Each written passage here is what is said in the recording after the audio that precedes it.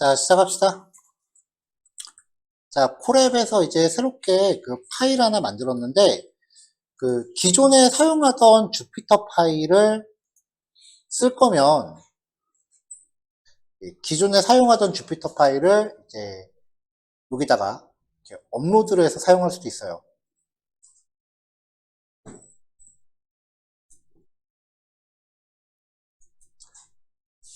대신에 이제 컴퓨터를 새로 교체하는 일이 생기는 거죠.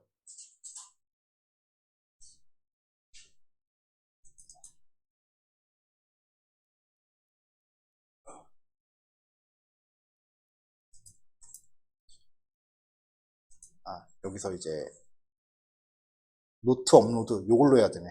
노트 업로드 들어가서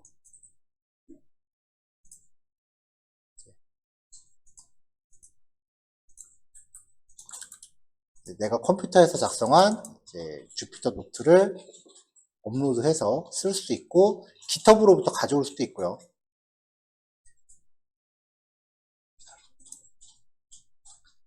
자, 이렇게 이제 준비를 했는데 이제 콜앱에서 가동하려면은 일단 이 코드 두 줄이 무조건 들어가야 된다 그랬죠?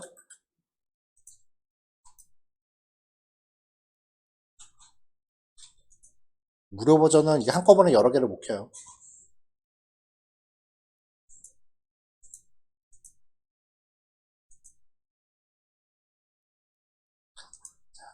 자, 어쨌건 이제 새로 주피터 파일을, 노트북 파일을 콜앱에서 만들건 아니면은 그 기존에 작성하던 주피터 파일을 업로드를 하건 이제 내가 지금부터 코딩을 할 거다 라고 하면은 제일 먼저 하셔야 되는 거. 이거 깜빡해갖고 코딩했던 것도 날리는 경우 많아요. 런타임 메뉴 밑에서요. 런타임 유형 변경으로 들어가세요. 컴퓨터를 바꾸겠다는 소리야.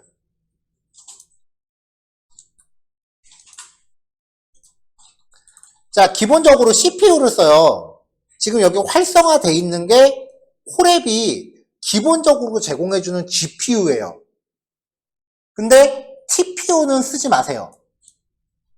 왜냐면 TPU는 구글에서 텐서플로우라고 하는 딥러닝 전용으로 만든 기능이에요. 그러니까 우리는 여기서 T4 GPU 요거 하나밖에 못 쓰는 거죠. 그리고 결제하고 나면은 다른 것들도 쓸 수 있는데 성능이 더 좋아져요.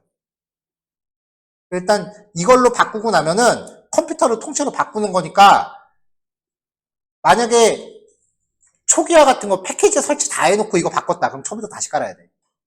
제일 먼저 이거부터 하세요.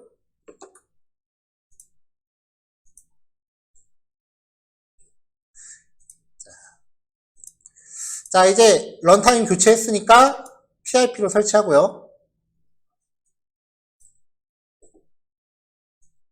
패키지 내려갔고 깃허브에 올라가는 코드는 요 두 줄은 안 들어갈 거예요.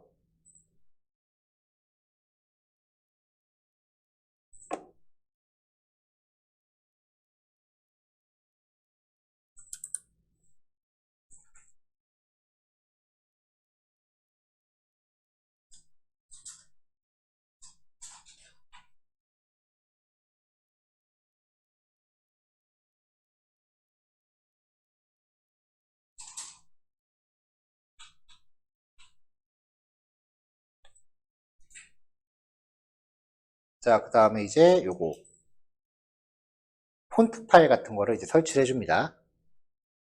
만약에 이거 하는 게 좀 번거롭다 싶으시면은 그래프 그릴 때 한글 안 쓰면 돼. 그러면 이거 안 해도 돼요. 자, 초기화가 됐고요. 이거 하고 나면은 이제 런타임 메뉴 밑에서 세션 다시 시작을 한번 해줘야 돼요. 그래야 설치된 게 인식돼요. 폰트는.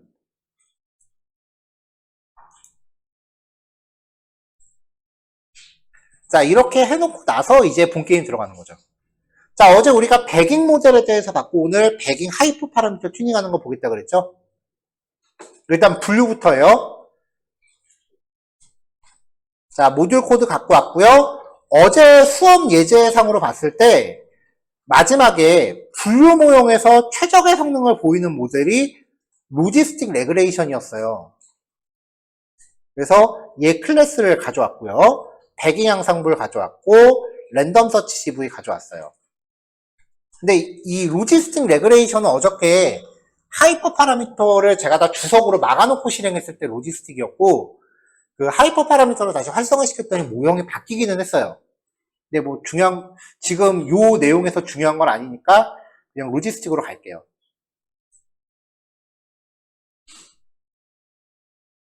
자, 패키지 임포트 했고 데이터 가져옵니다. 데이터는 여전히 피마 인디언 당뇨병 데이터 셋이고요. 전처리 그냥 똑같이 유지합니다. 이제 이런 건 설명 안 하고 넘어가도 되죠? 자, 데이터 분할하고요. 자, 하이퍼 파라미터 튜닝을 하기 위해선 방법이 몇 가지가 있는데 첫 번째는 일단은 분석기 객체를 만들어요. 일반적으로는 여기에 이제 로지스틱 레그레이션이라고 해서 클래스 객체를 직접 만들 거예요. 이 과정에서 여기 뭐 고정적으로 들어간 랜덤 스테이트라든가 이런 파라미터들 내가 잡아줄 수 있겠죠. n 잡스라든가 이런 것들. 근데 매번 이런 고정 파라미터들 잡는 게 좀 귀찮으니까 그거를 자동으로 하는 getEstimator라는 함수를 어제 소개했었죠. 그럼 이제 로지스틱 레그레이션 클래스의 객체를 얘가 만들어서 반환을 해줘요. 그래서 출력을 해보면은 맥스 이터는 1000으로 세팅되고 n잡스는 2. 이거 마이너스 1로 했더니 지금 학원 컴퓨터가 감당을 못해갖고 어제 2로 바꿨었죠. 여기서는 마이너스 1로 해도 되지 않을까 싶긴 한데 랜덤 스테이트는 1000으로 고정해놨고요. 자, 그 다음에 하이퍼 파라미터, 이 최적 모형에 대한 하이퍼 파라미터를 가져오는데 어제 그 부팅하고 비슷해요. 앞에 에스티메이터라고 하는 그 프리픽스를 붙여줘야 돼요. 파라미터 이름에. 그래서 하이퍼 파라미터 이름이 원래는 페널티인데 에스티메이터 언더바 2개 페널티 이런 식으로 만들어줘야 돼요. 그래야 배깅 자체의 하이퍼 파라미터와 구별이 돼요. 그리고 배깅에 대한 하이퍼 파라미터는 그냥 기본값대로 리턴 받습니다. 자, 어제 배깅에 대한 그 파라미터들 몇 개 있었죠? 복원 추출할 건지 비복원 추출할 건지 그리고 요 분석기 객체를 몇 개 만들어서 배깅할지 이거 어제 AI가 만들어주는 코드를 썼더니 이 에스티메이터를 200개까지 만들려고 들더라고 얘가. 그래서 겁이 나서 그냥 간단하게 줄였고요. 그 다음에 이제 피처를 몇 퍼센트씩 가져올지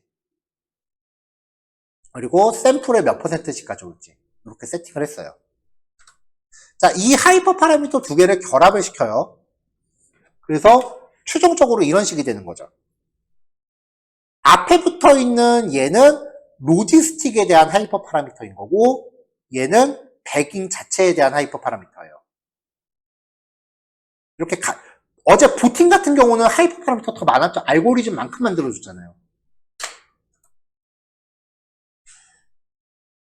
어제 부팅 영상을 제가 집에 갈 때 못 올리고 갔는데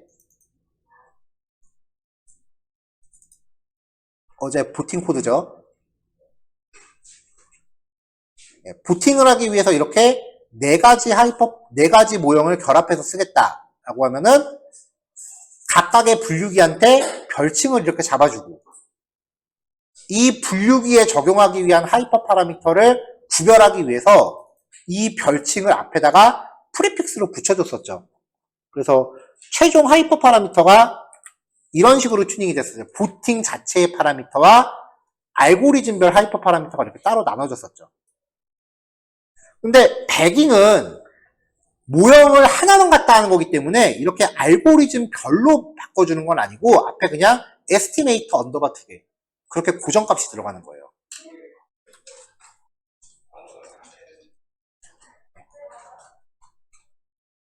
지금 이 하이퍼 파라미터 튜닝이 사이클러 램퍼런스에는 안 나와 있어요. 저도 이제 스택 오버플로우를 뒤지면서 이제 발견을 한 거고 누가 스택 오버플로우에서 그 사이클런 원본 GitHub 사이트 안에 보면은 걔네가 이제 만들면서 사이클런 테스트 하려고 만든 코드가 있거든요. 그거를 링크를 걸어서 거기서 확인을 했어요. 자, 이렇게 해서 이제 에스티메이터, 백인 클래시파이어를 만드는 거예요. 그러면서 에스티메이터 파라미터에다가 여기 들어가는 게 뭐야, 지금? 얘가 지금 로지스틱 객체잖아요. 그리고 랜덤 스테이트 걸어주고. 랜덤 스테이트는 요걸 통해서 전부 고정된 척을 리턴 받게끔 어제 통일했죠. 그 다음에 파라미터들을 만들어주고. 맥스이터, 엔잡스, 랜덤 스테이트. 요 정도는 그냥 랜덤 서치 시브에 걸어주면 되는 거고, 교차 검증수 정해주고. 이렇게 하는 게 이제 하이퍼 파라미터 방식 튜닝이에요. 돌려봅시다. 얼마나 걸릴지. 여기 보면은 얘가 막 수행하다가 만약에 파라미터가 좀 너무 과해서 얼리 스타핑을 걸어야 될 필요가 있다던가 뭐 이럴 때 경고 메시지가 이렇게 뜨거든요. 이 윈도우에서는 안 떠요, 이게. 맥하고 리눅스 환경에서는 오프 시킬 수 없는 경고 메시지들이 좀 있더라고요. 그러니까 이거 뭐 나오는 거 에러 아니니까 무시하세요. 중간중간에 뭐 이렇게 결칙치 같은 게 좀 있어서 얘가 그 얼리 스타핑을 해야 될 상황이 생기면은 윈도우는 이런 게 출력 안 되는데 맥은 이걸 다 출력하더라고요. 리눅스는 다 출력하더라고요. 여튼 나왔어요.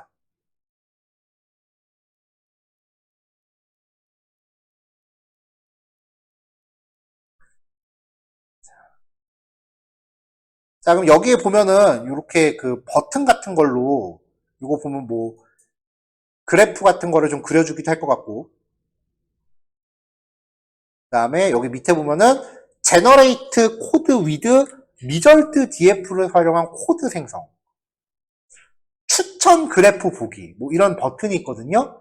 이거 유료 버전 기능인데 얘네가 지금 홍보하느라고 맛보기 기간 동안 껴준 거더라고요. 이거 의존하지 마세요. 자, 어쨌건 성능평가 돌렸고, 그 다음에 독립변수 확인했고.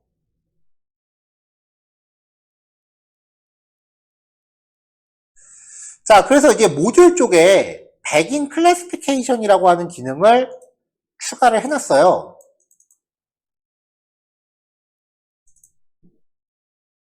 맨 밑에 있어요.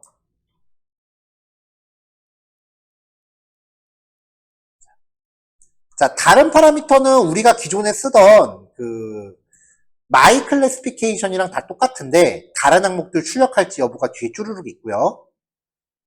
변경된 파라미터 얘는 내가 사용할 분석기를 넣어줘야 되잖아. 이 파라미터가 하나 추가됐어요.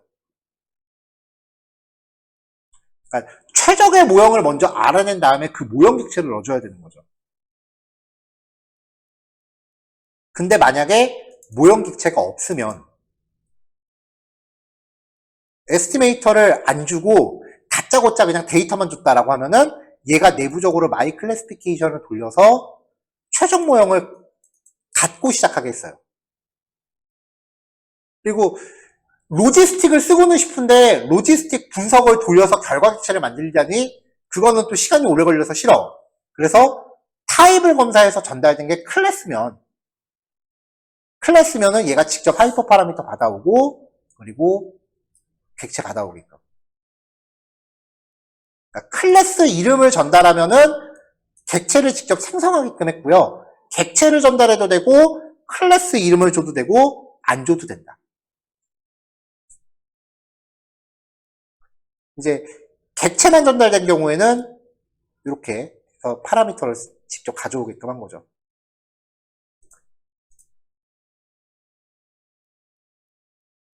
뭐야? 자, 그 다음에 이제 백인 자체의 하이퍼 파라미터도 추가를 해놨어요. 백인 자체의 하이퍼 파라미터 받아오고요. 이걸 가지고 백인에 대한 분석을 돌린 거죠. 이걸 하다 보니까 어떤 파라미터가 생겼더라고요. 에스티메이터 전달해줘야지. 그래서 베이스 에스티메이터라는 이름으로 여기 전달해서 얘를 이제 백인에 쓰게끔 추가한 건데 뭐 요거까지는 뭐 안 쫓아가셔도 될 겁니다. 요점은 이거예요. 쓰는 방법이 3개야. 첫 번째, 직접 내가 만든 객체를 쓰겠다.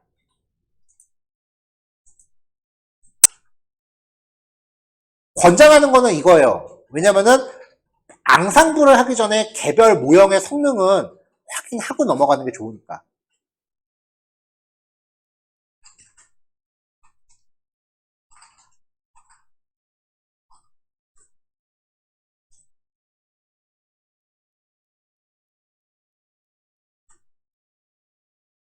그 다음에 두 번째는 객체를 안 만들고 로지스틱 클래스 이름을 주겠다라고 하면 얘가 내부적으로 이 로지스틱에 대한 객체를 만들어서 사용을 해요.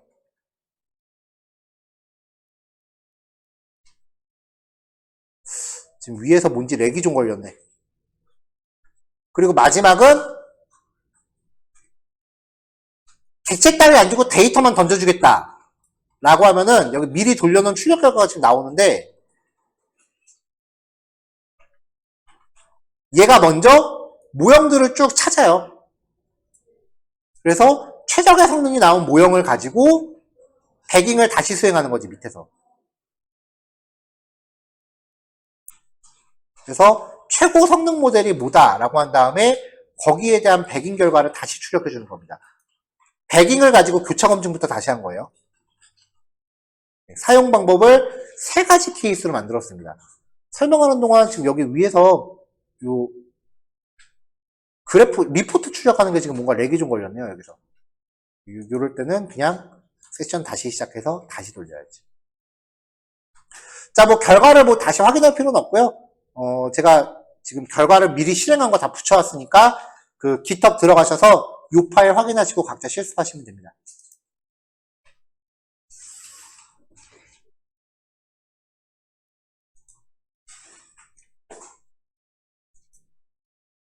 자, 4번 파일 회귀 하이퍼 파라미터 튜닝이고요. 과정은 동일해요.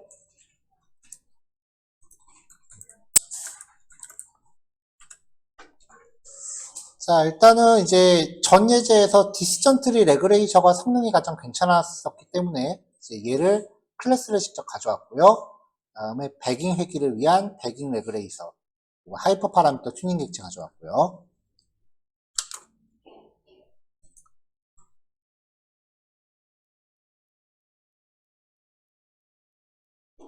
자, 데이터는 이제 포스턴 데이터셋 가져왔고, 그리고 기본적으로 훈련 검증 데이터 분할하면서 데이터 표준화. 자, 이전 예제에서 이 데이터에 대한 추정 모형이 의사결정 나무 모형이었으니까 이제 디스턴트 트리 레그레이서의 객체를 받아옵니다. 그러면은 이제 기본적인 하이퍼 파라미터 세팅을 해주는데 디스턴트 트리는 뭐 딴 거 안 건드리고 랜덤 스테이트만 박아놨어요. 그리고 이 디스턴트 트리에 대한 하이퍼 파라미터를 에스티메이터라는 프리픽스 값 붙여서 받아오면 되겠죠. 근데 이 디스턴트 트리 레그레이서는 하이퍼 파라미터 정의를 안 해놨어요.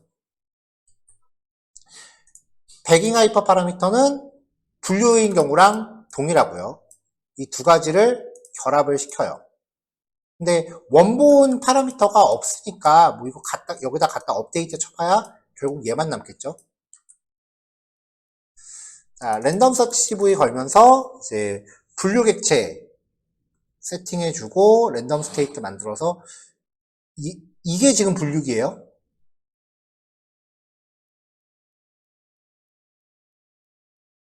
하이퍼 파라미터랑 이제 반복 횟수 n장 랜덤 스테이트 걸어주고요. 이렇게 해서 이제 학습을 시키면은 학습 결과가 나오겠죠.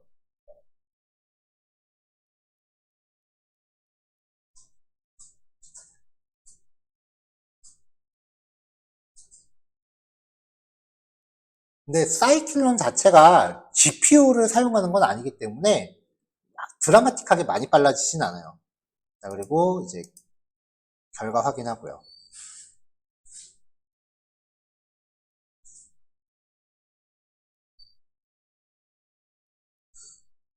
근데 지금 보면은 콜앱이 그 학습 곡선 그릴 때 유독 좀 느린 모습을 보여주더라고요.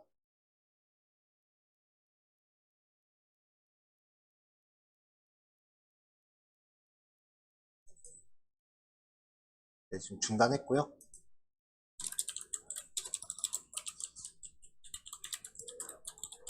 러닝 커브 페일스로 뺄게요.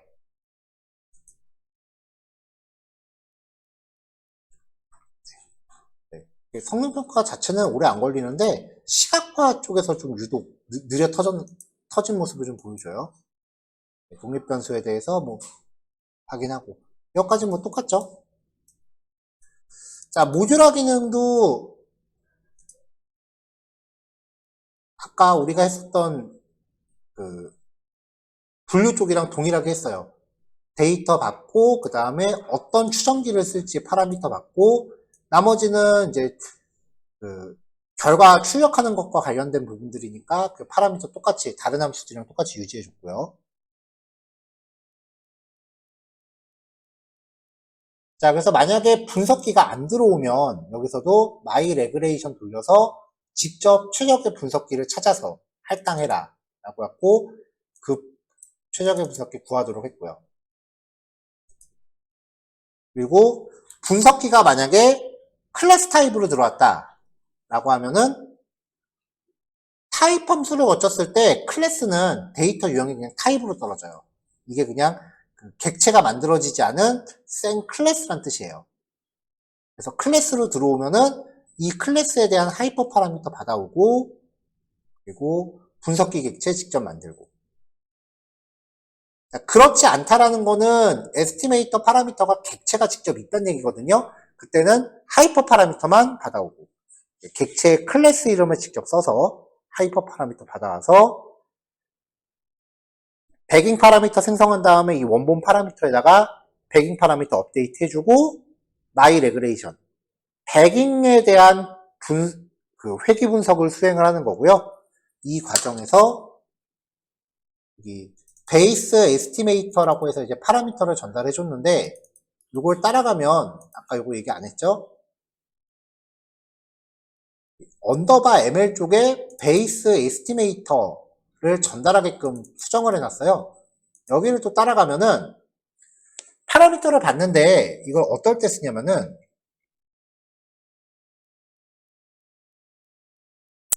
여기서 이제 get estimator 우리는 여태까지 이거 만들 때 클래스 이름만 줬거든요. 근데 여기서는 estimators 혹은 base estimator 이렇게 두 개를 주거든요. 이걸 따라가 보면은 만약에 보팅 쪽에서는 생성자 파라미터에 estimators라는 게 있어요. 그때는 이 파라미터를 써라. 백인 쪽에서는 그냥 estimator라는 애가 있어요. estimators하고 estimator. 생성자 파라미터에 이게 있을 때는 base estimator라고 전달된 거를 여기다 넣어줘라. 이렇게 해서 보팅하고 배깅인 경우에 대한 파라미터 설정을 좀 더 추가한 거예요.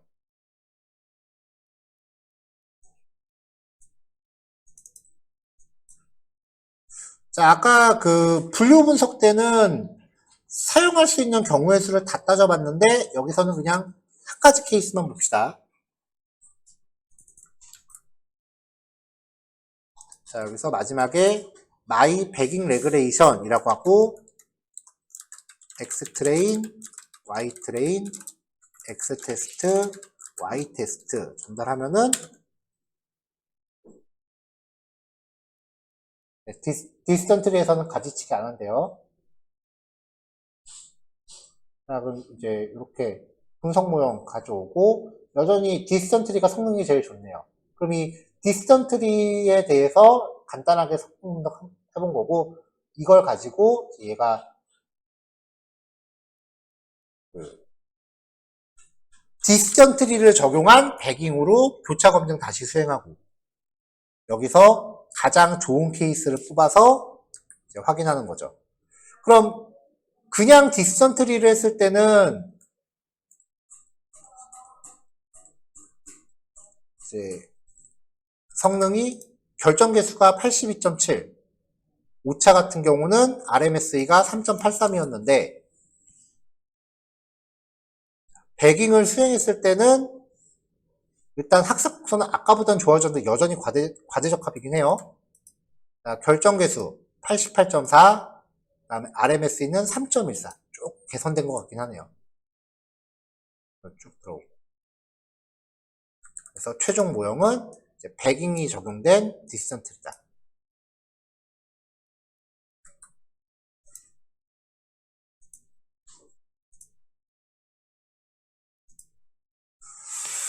자, 이런 식으로 해서 이제 배깅까지 마무리 하겠습니다. 요거까지 이제 정리하시면 되고요. 마지막 그 깃허브에 올라가 있는 코드의 마지막 요 블록이 지금 안 들어가 있어요. 코드가. 요것만 제가 좀 다시 갱신할게요.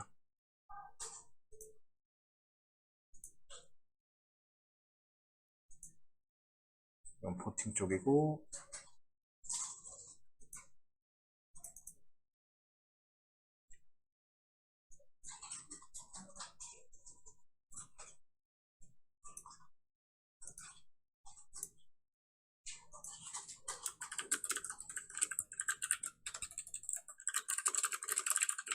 그러니까 모듈 기능을 이제 확인하는 코드인데, 그 분류 분석과 마찬가지로 세 가지 경우로 사용할 수 있음. 여기서는 그냥 한 가지 케이스만 테스트하겠다는 거고요. 실행은 생략할게요. 이거 지금 제 로컬에서 실행하는 거니까 되게 오래 걸릴 거예요. 이렇게 해서 업로드를 합시다.